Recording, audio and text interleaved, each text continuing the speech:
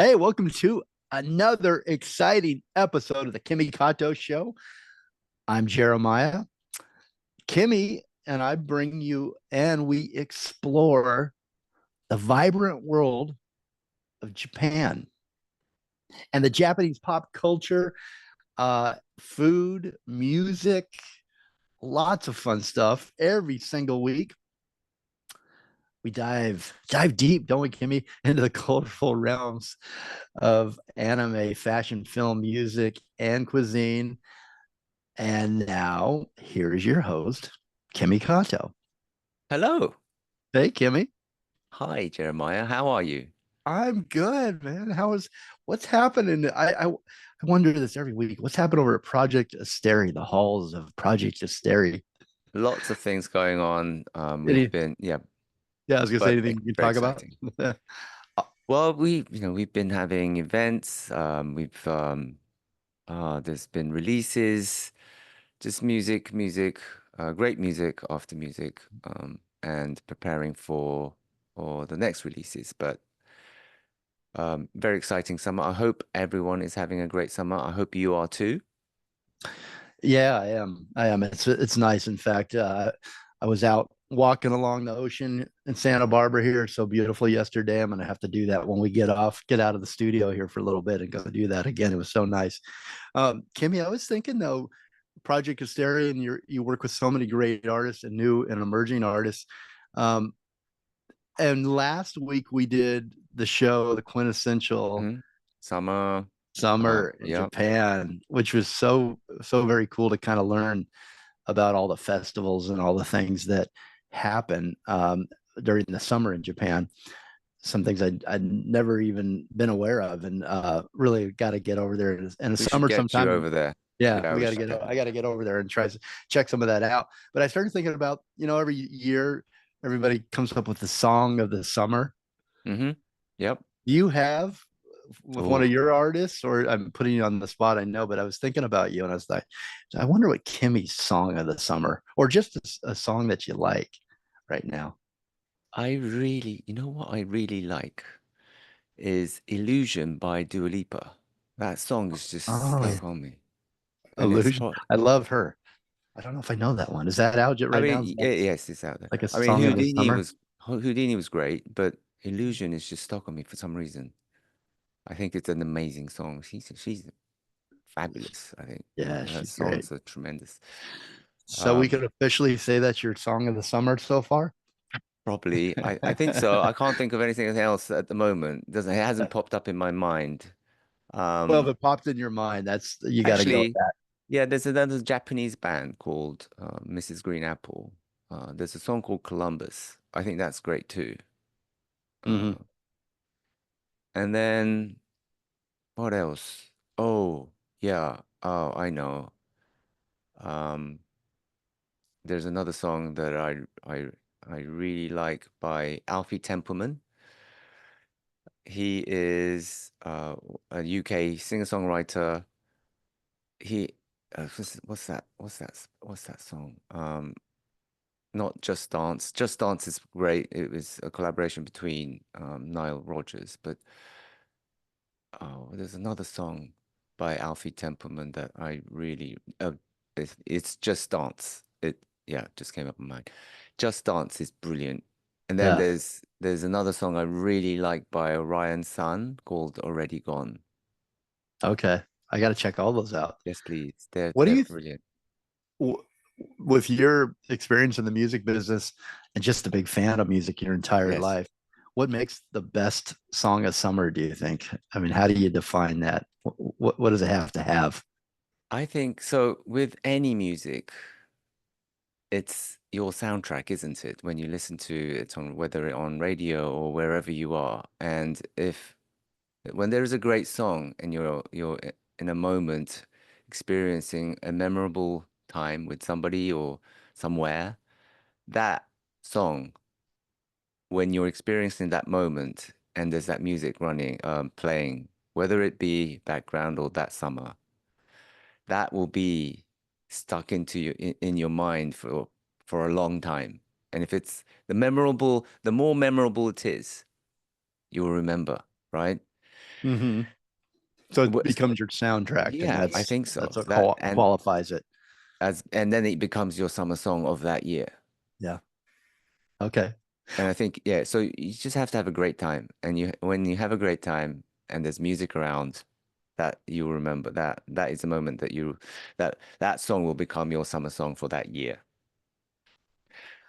Well, And speaking of yeah. summer and music, Kimmy, what are we talking about today?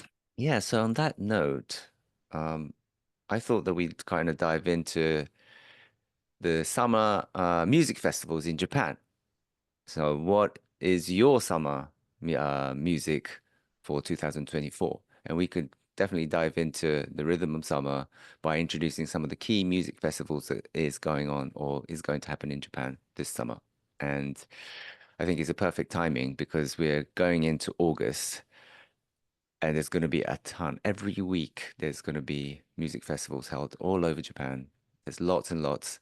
So whether you're a music enthusiast or simply looking for an unforgettable summer experience, these festivals promise excitement, diversity, and the best of Japan's music scene.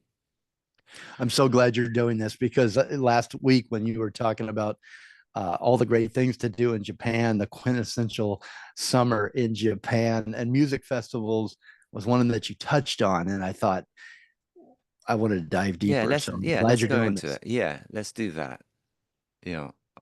So you go to music festivals, right, Jeremiah? Been? I was thinking about this. Like, what defines a music festival versus a concert in the summertime or outdoors? What is that? What's the difference, Kimmy? What do you think? I would say concerts are you have a headliner or Hmm. and then you have opening acts. So it would be orientated between no orientated towards one specific artist. I would say for a concert, you're going to see a specific artist, and then you have opening acts, maybe three or four, sometimes one. With music festivals, it spans multiple artists, maybe multiple headliners, depending on, and multiple stages, multiple days. Those would Makes definitely sense. define music festivals for me, anyways. And I think if you agree, um, Yeah, that makes total sense. So I because it's a guess, festival, right? So yeah, there's right, multiple bands for all for everyone, the music for everyone, rather than a right. specific artist that you go see. So you That's what I would may say. go to see one or two bands or the Mm, headliner, and then yes. you're hanging out with the friends and you're Yeah. wandering around. Maybe you take a nap in your tent. So one of the reasons I think now that you define it that way, which makes total sense and very logical, is one of the reasons that I don't have a good answer for you about what festivals I've been to is probably it goes back to I don't like to camp out.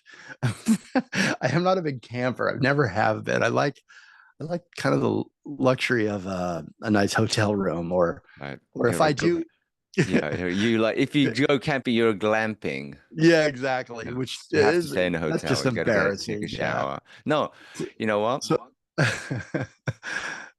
I love camping, but really? I need to take a shower Yeah. like every night. I have to take a shower. When you cook, you get smoked up, right? I Yeah. can't go to bed or Dusty yeah, and no, I can't do it. So I do like going camping, but I have to go to a camp where there is like shower, proper shower. yeah, I'm with So, you. But then I don't know. you got your flip flops and you're hauling yourself down to the shower and I don't know. So maybe that's why I haven't been to too many festivals, really, if I think about it. I told you on the last show, I went up to last 3 day festival was the Dave Matthews Band, and they play up at the Gorge Uh-huh. on I Labor Day must. weekend every single year for like 20 years now. Wow. And I called ahead. There was like a VIP glamping type package, and I thought I got that, which I thought I had a cot and a bed and a camper and a kitchen and had coffee, all these showers, everything was included. And when I got there, I realized I'd clicked the wrong button or they didn't get. Anyway, I did it online as I was driving to the concert, and didn't bring a tent or a sleeping bag or anything, and found out that I was going to be camping out on the grass Oh, with, and so I slept in my car with the girl I went to visit, and I think we eventually borrowed a tent from somebody, but it was 3 days of my back, and yeah, so I didn't oh, do that. The okay. other one, the real festival that I've been to is the Monsters of Rock in Spokane, Washington, which was many years ago. I was in high school, and Metallica played, and Van Halen had just Sammy Hagar had just joined Van Halen, and I remember him climbing to the top of the lights, and everybody was scared, including security, and he was just a wild man. But that was a Well, good. That was a Monsters of Rock. There was like all these heavy metal bands, that's why it's and called Monsters of Rock. Yeah, yeah, it was intense. So that's amazing. probably the real only festival, like in the definition of a festival that I've been to. How about you? Wow. Wow. Wow. Well, that must have been fun and that was must have been memorable. I think I've been probably been going to at least one music festival every year since I was 17, I Oh, think, wow, pretty much. that's Um, cool. What are some of the memorable yeah. festivals? Well, so the first one I went, I think it was I was 17, but one of the most memorable one was oh the first one, oh definitely the obviously, you know, the first one is one of the most memorable, was the Reading Festival in the UK in 1990. Um, when the Pixies were headlining on the first day, one of the dates, I think, and Faith No More, Jane's Addiction, Living Colour, The Wedding Present, Nick Cave, and the Bad Seeds were performing that year. Um, it was it was just so much excitement at that festival. You're 17, and everything was just bright and shiny, even though we were all Yeah. muddy and dirty. Um, Was that because your first cons ever music, or was it your first festival? Festival. Yeah, I would go to concerts when I was like 14, Oh, it's 15, or 15, 16, something like that. I would go to gigs, like small gigs, pub gigs, all over London with my friends because we loved music so much. You know, we were in a band, we were playing music, we would busk at the ev everywhere we could find, even the London Underground. I remember we would busk at the Bakerloo line, Piccadilly, no, in Piccadilly Circus. I think it was Bakerloo line. Anyways, we would um, busk at the bottom of the escalator at that station. It was Piccadilly Circus on that's the a Bakerloo busy line. Yeah, spot. yeah, it That's a was, busy place. and you know, you actually made quite a bit of money. People Really? did, yeah, people would just chip, you know, coins, and some people would put in notes, and we just had fun. We would, yeah. So, anyways, going to gigs and shows and concerts, we do that a lot. But my first music festival was the Reading, going to the Reading Festival in 1990. But another highlight, one of the highlight of me going to a music festival is seeing Nirvana perform at the Reading Festival in 92. I Oh, went to wow. Reading every year since I was 17, until I went back to Japan for college. But that year, the Wonder Stuff headlined the first night, Public Enemy headlined the Oh, second, wow. and then Nirvana the third night. What an event. I mean, it Oh, was that's just, incredible. yeah, 3 nights was just superb. And I like how then, yeah.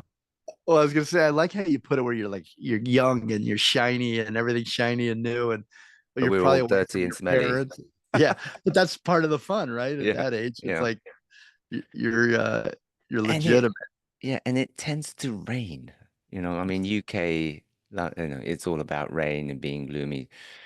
Summer tends to be nice and sunny, and no, sunny weather tends to go. But Reading, okay, it rains and it rains, and so people would mud dive and would just get completely dirty and muddy and smelly. But that's what it's all about, I guess. That's Or it, making memories, though, yeah, right? Those are the best memories, I'm sure, of your yeah, life. yeah, Some of those. yeah. And then What a another, great, yeah, what the yeah, hell, Nirvana. Wow. yeah. That was amazing because I really liked Nirvana at that time, and I had to see them perform. They're a bit crazy. They, you know, Kurt Cobain smashed up all the equipment at the end. I remember he came out on a wheelchair and then started performing. Anyways, another one was Reading Festival '93 when Rage Against the Machine and Stone Temple Pilots performed. I'd never seen them before. I heard their music, obviously. I really liked them both. They blew my mind.